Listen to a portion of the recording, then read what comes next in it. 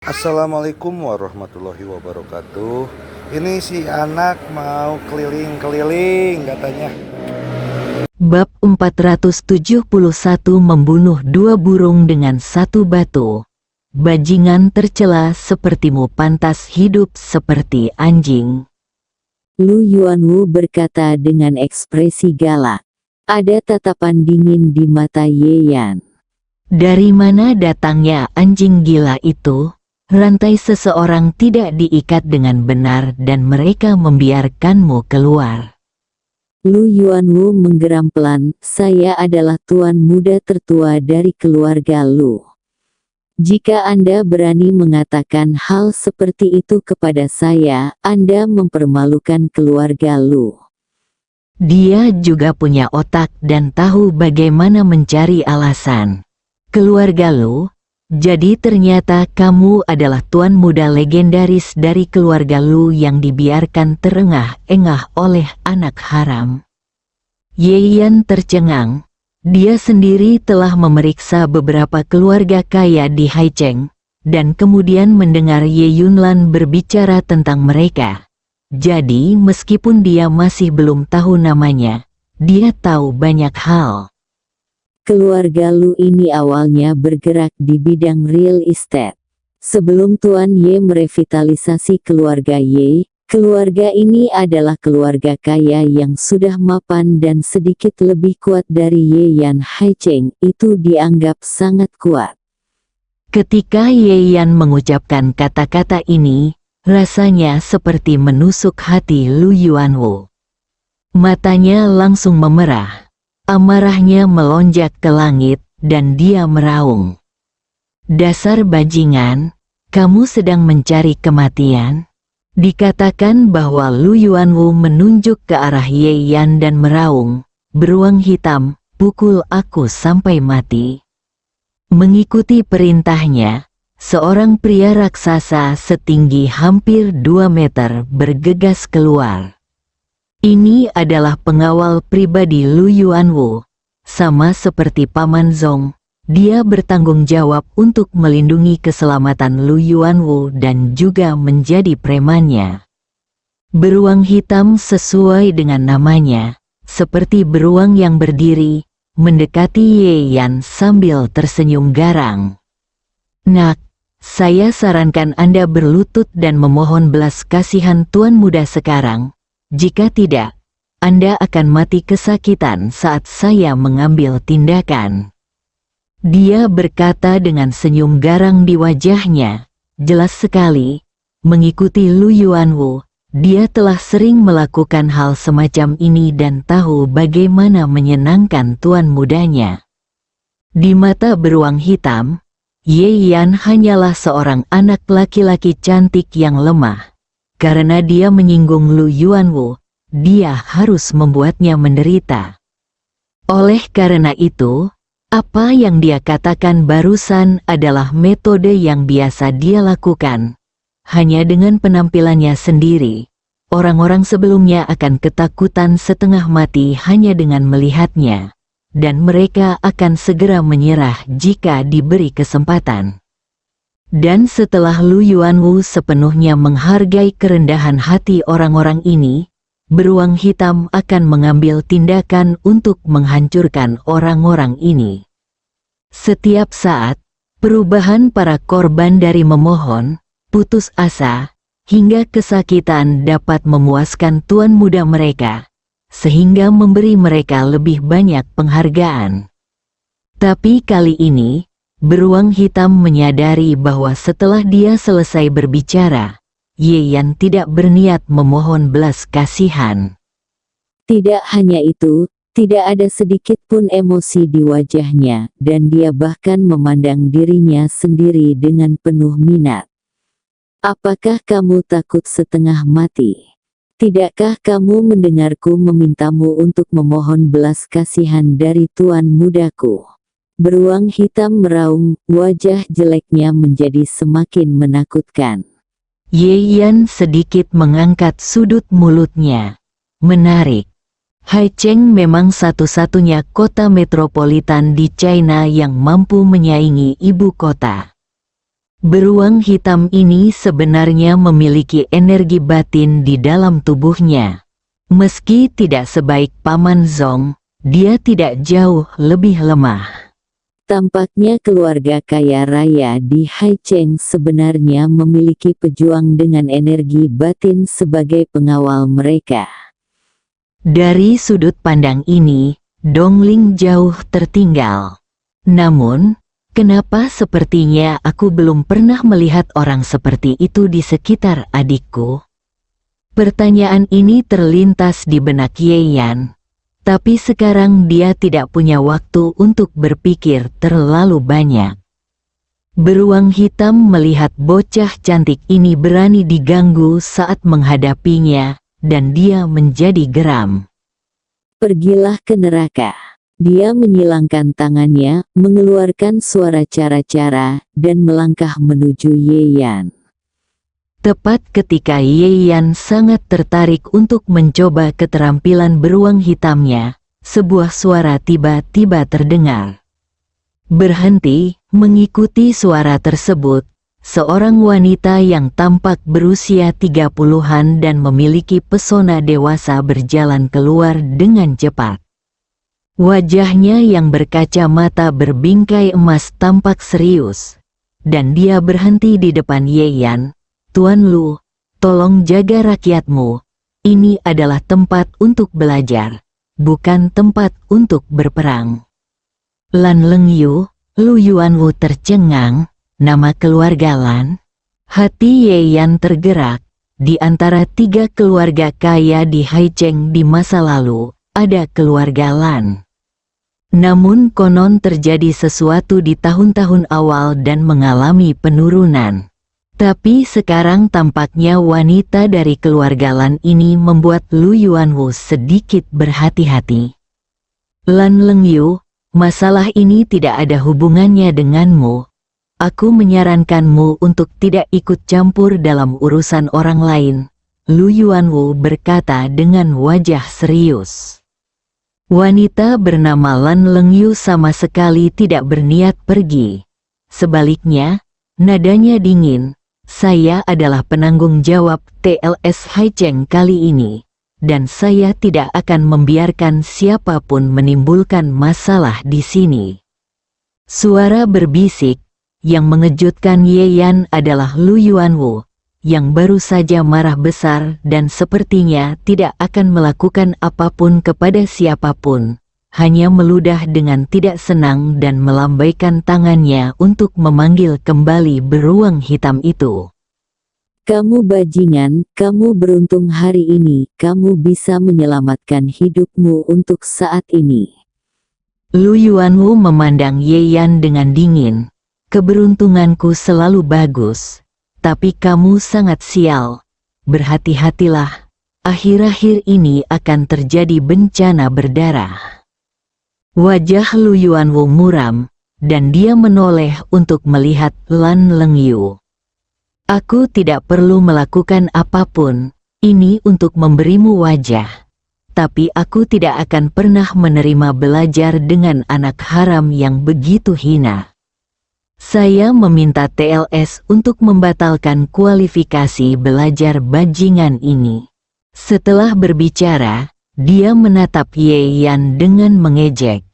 Apakah makhluk tercela ini mengira dia tidak bisa memberinya pelajaran tanpa menggunakan beruang hitam? Lan Lengyu mengangkat alisnya, menatap Lu Yuanwu, lalu kembali menatap Ye Yan. Tuan Lu, Anda tahu bahwa setiap siswa TLS dipilih oleh setiap keluarga, katanya. Lu Yuanwu mencibir, tentu saja saya tahu ini, tetapi saya juga tahu bahwa TLS memiliki aturan.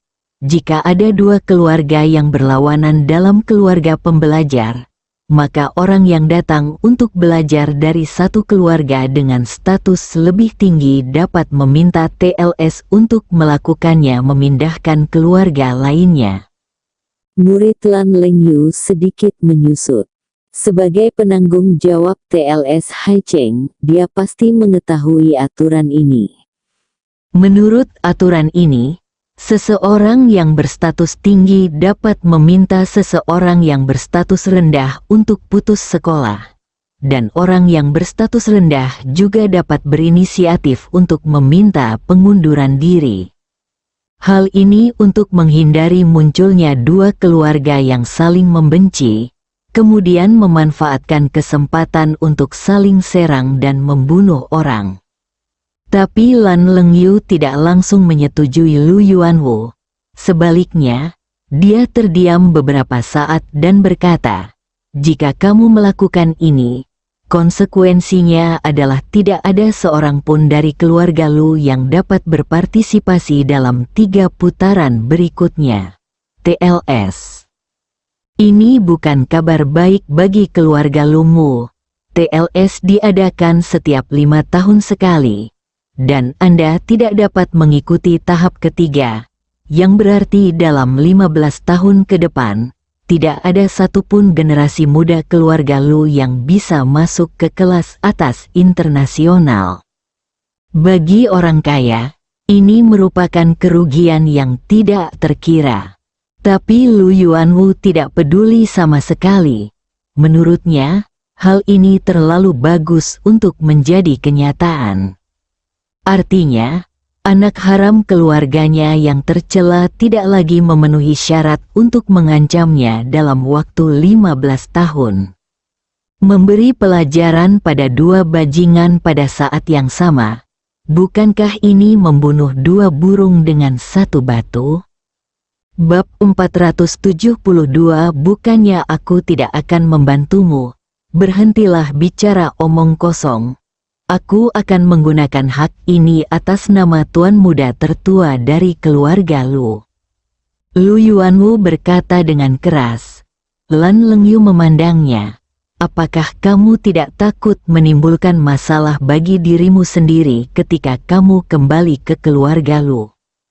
Ye Yan di samping mendengar ini dan tidak bisa menahan diri untuk tidak meliriknya dengan aneh. Entah kenapa, dia selalu merasa bahwa meskipun wanita ini berbicara dengan tenang dan tidak memandangnya 2 kali, dia sepertinya selalu membantunya ketika dia berbicara. Saat ini, Lu Yuanwu sudah sedikit tidak sabar. Itu urusanku, apa hubungannya denganmu? Lan Lengyu terdiam beberapa saat, kemudian, dia menoleh ke Ye Yan. TLS memang memiliki peraturan seperti itu, dan saya tidak bisa membuat pengecualian. Setelah jeda, Lan Lengyu mengganti topik pembicaraan. Namun, jika Anda tidak puas dengan permintaan ini, Anda dapat meminta keluarga Ye untuk bernegosiasi langsung dengan keluarga Lu. Setelah dia selesai berbicara, ekspresi Lu Yuanwu sedikit berubah. Lan Lengyu, apa maksudmu? Apakah kamu mencoba melemahkanku? Dia tidak peduli jika keluarga Ye ingin bernegosiasi dengan keluarga Lu. Menurutnya, wajar jika dia, putra tertua keluarga Lu, meminta anak haram dari keluarga Ye untuk putus sekolah. Tidak peduli seberapa baik keluarga Ye, mereka tidak bisa terlalu sering menamparkan wajah keluarga Lu. Dia merasa bahkan setelah membicarakan hal ini, wanita Lan Lengyu masih tidak melepaskannya, yang membuatnya kehilangan muka. Sebelum siapapun dari Ye Yan atau Lan Lengyu dapat mengatakan apapun, Ye Yunfan, yang telah menonton, berjalan mendekat. Saudari Lengyu, lihat apa yang kamu katakan, mengapa repot-repot dengan masalah sekecil itu? Dia berkata dengan nada mendamaikan. Kemudian, Ye Yunfan memandang ke arah Ye Yan dan berkata dengan tatapan yang tulus, Ye Yan, lihatlah dirimu, Ye belum pernah melihat hal-hal mewah seperti itu sebelumnya. Aku khawatir aku tidak akan mengerti banyak jika aku pergi di sana. Jadi kenapa repot-repot? Jika Anda bertanya kepada saya, Sebaiknya Anda putus sekolah atas inisiatif Anda sendiri. Dengan cara ini Anda dapat bersantai dan memberikan wajah Tuan Lu. Di masa depan, Anda akan mendapat banyak manfaat dari Tuan Lu yang merawat Anda di Haicheng. Dia bertingkah seolah-olah dia berbuat baik untuk Ye Yan, namun apa yang dia katakan dan katakan sebenarnya menyiratkan bahwa Ye Yan adalah anak haram yang tidak mengerti apa-apa, dan datang ke TLS pun akan sia-sia. Suyun berkata sambil tersenyum. Yunfan masih bijaksana. Dia melirik ke arah Ye Yan dengan ekspresi meremehkan. Kamu memang sangat beruntung. Kamu hanyalah anak haram, dan Yunfan masih sangat memikirkanmu. Mengapa kamu tidak segera berterima kasih padanya? Ye Yan melirik orang-orang ini dan terkekeh. Meslan, kemana saya bisa pergi untuk menyelesaikan prosedur penerimaan? Lan Lengyu tercengang. Awalnya dia mengira Ye Yan akan berdebat atau bahkan bertengkar dengan orang-orang ini. Tapi di luar dugaan, dia malah mengabaikan mereka. Wajah Ye Yunfan dan yang lainnya menjadi gelap.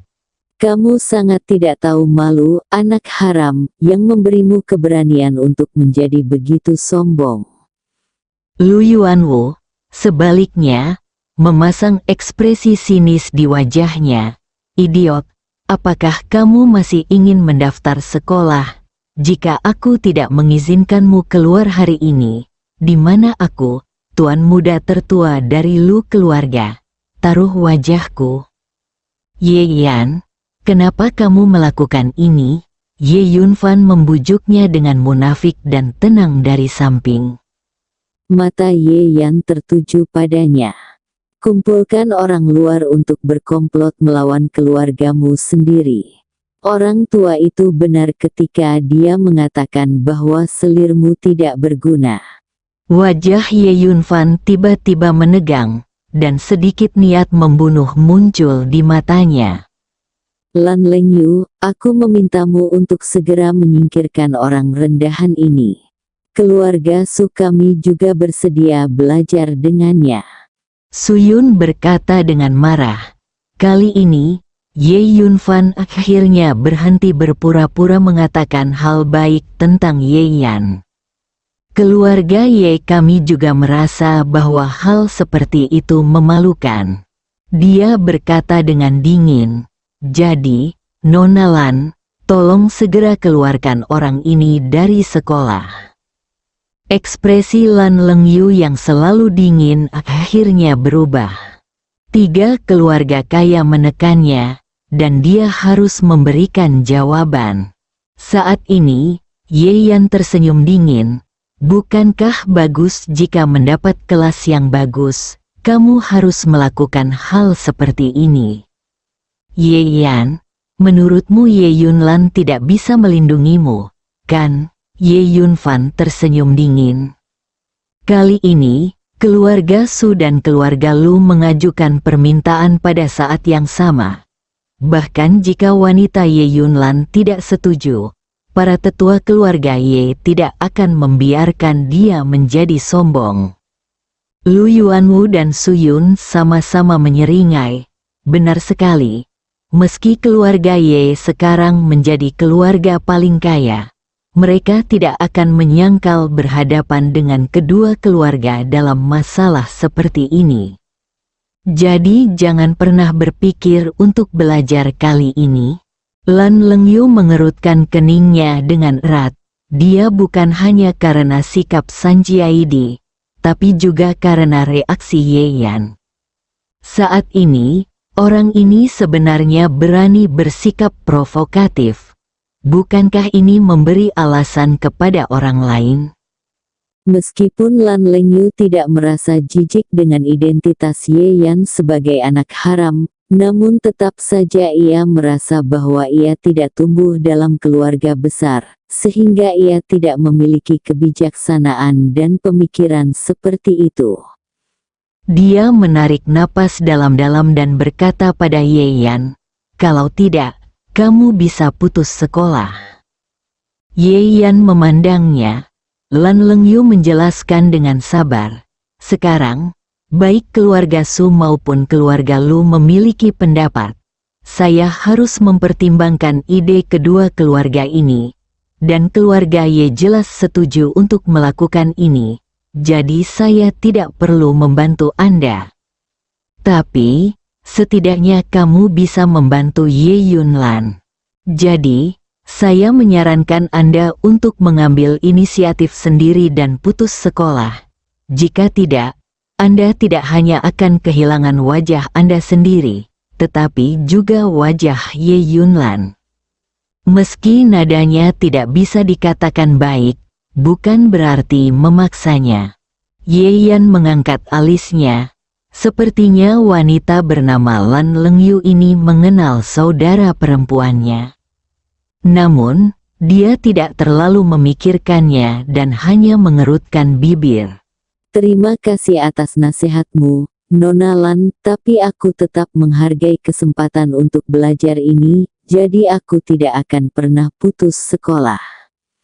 Nada suara Ye Yan sangat tenang namun tegas. Kilatan kemarahan melintas di wajah menawan Lan Lengyu. Orang ini tidak tahu apa-apa. Dengan identitas seperti itu, saya tidak tahu bagaimana caranya tetap low profile.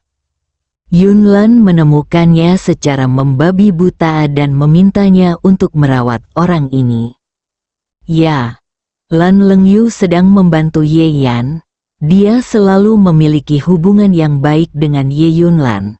Namun dia sering bepergian ke luar negeri.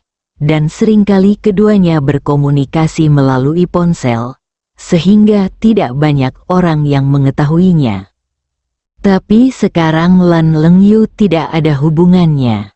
Status TLS di luar negeri masih sangat tinggi, namun lingkungan di China relatif rumit, sehingga meskipun statusnya masih ada, namun tidak memiliki pengaruh yang sama seperti di luar negeri terhadap raksasa tersebut. Meskipun dia, penanggung jawab, memiliki kekuatan tertentu, dia tidak bisa melawan 3 keluarga kaya. Terlebih lagi, persyaratan pihak lain masih tertulis dalam aturan TLS. Yunlan, bukannya aku tidak mau membantumu. Tapi kakakmu terlalu mampu menarik kebencian. Aku akan minta maaf padamu nanti. Lan Lengyu meminta maaf kepada sahabatnya di dalam hatinya. Lalu, dengan wajah datar, dia mengeluarkan ponselnya. Bersambung.